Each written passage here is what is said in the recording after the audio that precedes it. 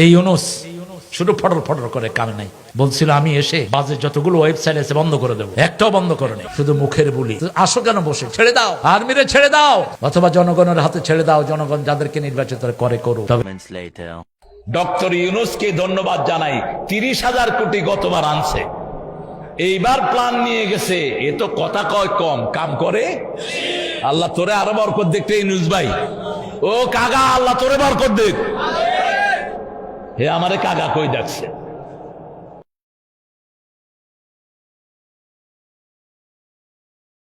আজকে নোবেল পুরস্কার যারা পায় এরা হলো ইসলামের জঘন্য দুশ্মন।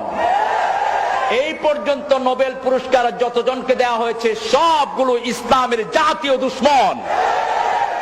এখন একজনের চেহারা খুব দেখা যায় টেলিভিশনে, বাংলাদেশের মহিলাদেরকে বিভৎস করার জন্য, গ্রামে গঞ্জে সুদের মতো কবিরা গুনাহকে পৌঁছে দেওয়ার জন্য সবচেয়ে বড় অবদান যিনি রেখেছেন তার নাম হলো ডাক্তার ইউনুস। সুদ এত বেশি কোনো ব্যাংকে নাই যত বেশি গ্রামীণ ব্যাংকে, এবং এই সুদ দিয়ে তিনি মানুষের বাড়িঘর ভেঙে নিয়েছেন। এটার অসংখ্য নজির আছে।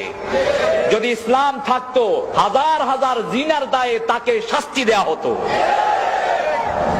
আল্লাহ আমাদেরকে সঠিক সমঝ দান করুক, আমরা বলি আমিন। আমার নবী বলেছেন, একটা কাজে সুদের খায় 42 বার মায়ের সাথে জিনার গুনাহ তার আমলনামায় ওঠে। এই অপকর্মের সাথে যে জাতিকে লিপ্ত করেছে তার জন্য আমাদের কোনো শ্রদ্ধা থাকতে